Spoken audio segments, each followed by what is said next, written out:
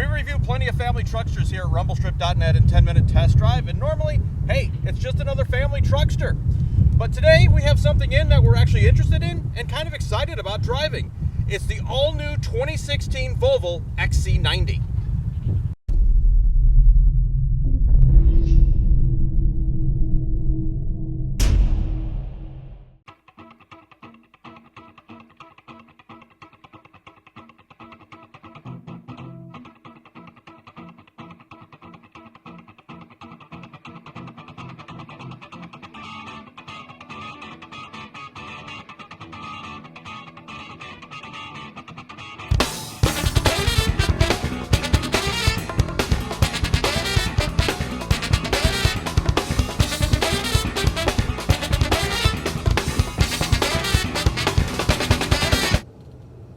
So as we said, the Volvo XC90 is a vehicle we've actually been looking forward to driving.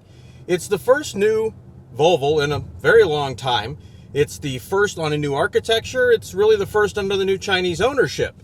And we have heard good things from our colleagues who'd been on the early drives, but hadn't had a chance to experience it yet.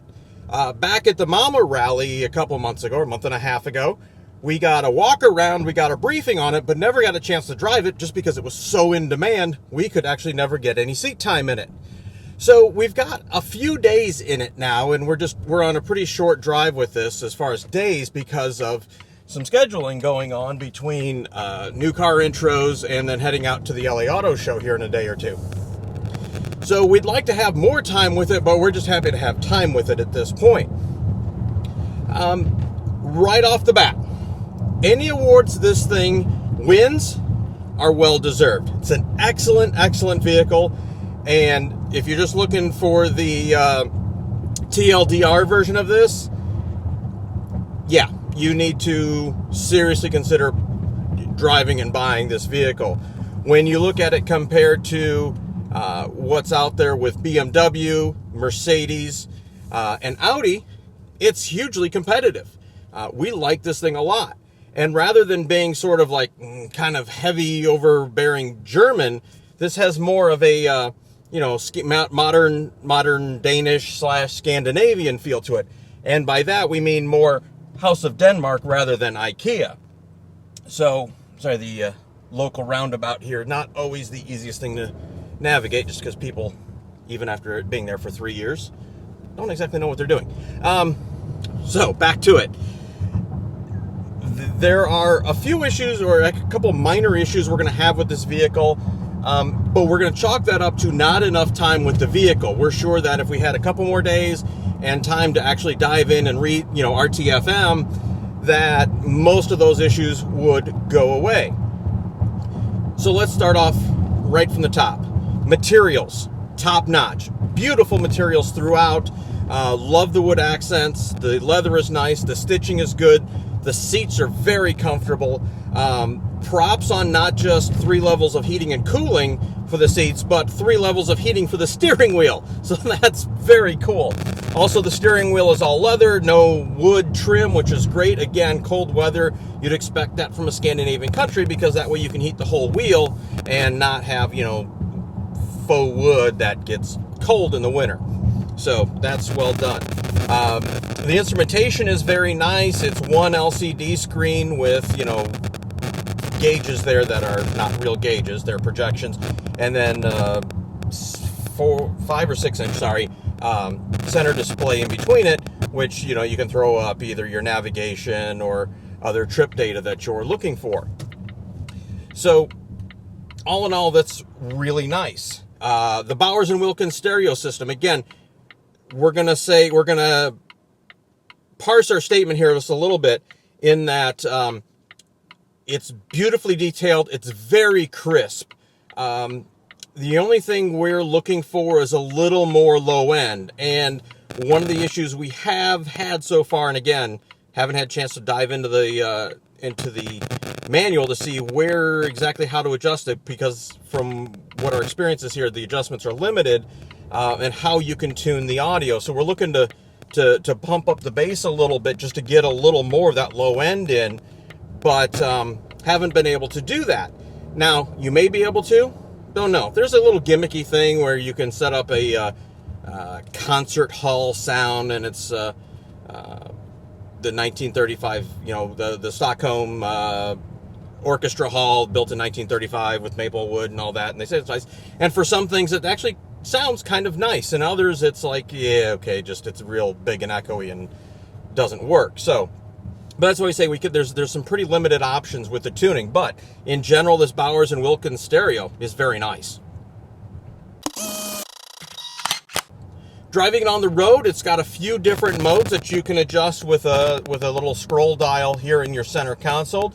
You have Eco, Comfort, there's an off-road section in there or that you can do at certain speeds, you know, at certain low speeds, and Dynamic, and then you can set it up individually. So we've tried Eco, Comfort, and Dynamic. We haven't messed with the individual. Again, more of a time thing, and off-road, no, just because right now there's no place to go off-road around here. Normal, the comfort system is good. The throttle control is pretty nice. The ride and handling is good. Dynamic, the throttle definitely firms up a lot. It becomes very sensitive, maybe even a little bit too sensitive. And the Eco is kind of on the opposite end. The throttle is very mushy, and you're looking for a little bit more. The only criticism that we're going to have on the normal is that it likes to upshift very quickly. So if you're at a lower, you know, say under 45, 50 miles an hour, and even let's say under 30 miles an hour, that you're going to, and then you need to step on the gas, like you need to accelerate quickly. It takes a fraction of a second for it to catch up, you know, and downshift so that you can get maybe the gear that you want. That's really our only criticism on that. In this T6 Inscription version of the Volvo XC90, it has the supercharged and turbocharged 4-cylinder engine, 306 horsepower, and it's very good. The exhaust note maybe isn't, you know, brilliant. At times it sounds a little coarse maybe, but as far as day-to-day driving, it's great. It definitely has good low-end power, and it takes you up through the RPM, so you'll never have too many complaints about that. Cruising down the road, it's very quiet. This is definitely one of those vehicles where on the highway you will need to check your speed frequently, because it definitely likes to get up to a high number quickly. So this is a 3-row crossover, and you know, second row, plenty of room, nice leg room back there. Actually, you have some individual controls for heated seats, your cooling, and then you have 2 seats in the back in your third row.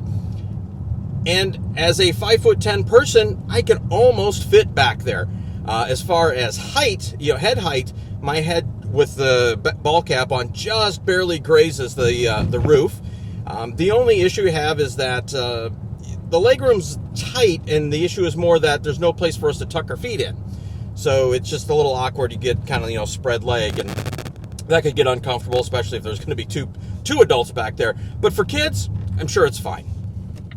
So one of the things that grabs everyone's attention in the interior right away is the center console. That's sort of mini, you know, Tesla-esque center console, very tablet in layout and size. And in general, it's not bad.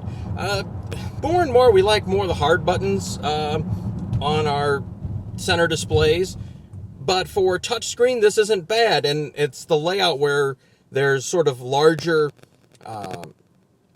tabs almost that kind of go up and down. You touch that and you can get into other menus. You can also slide left and right for additional menus within.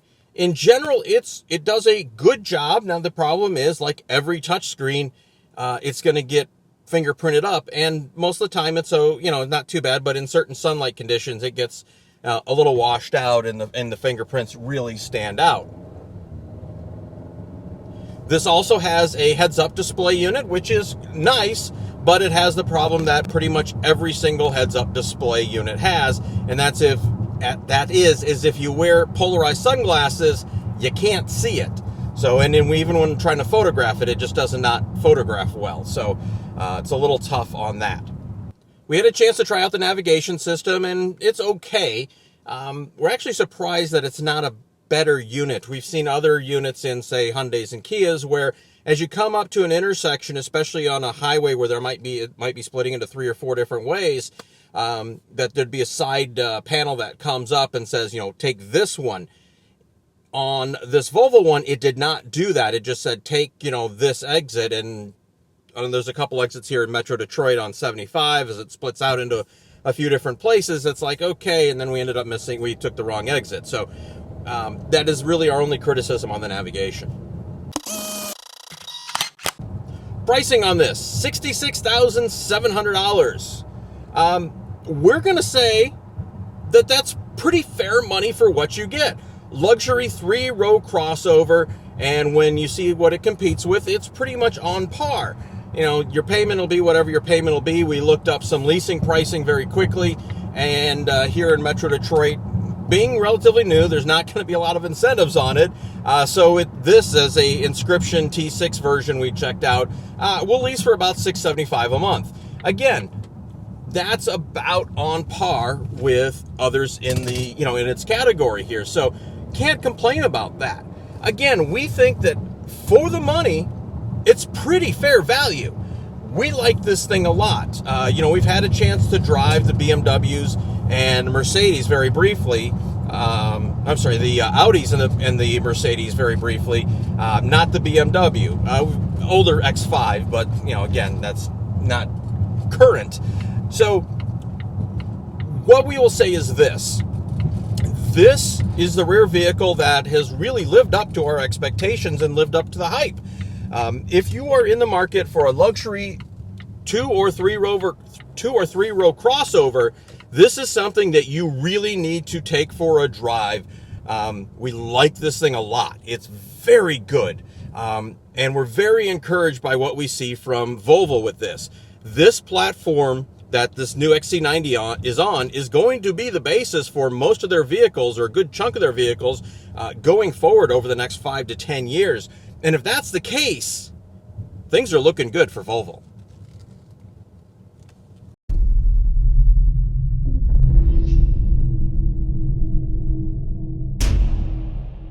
It's up to speed very quickly. It's maybe not the smoothest sounding engine out there, but as far as, going down the road, it's okay. It's a 4-cylinder. It's not ever going to be the smoothest sounding engine you can find. But in general, it's good, and this is an interesting direction Volvo is going, because we're going to see a lot... Shit. And I have no idea where that...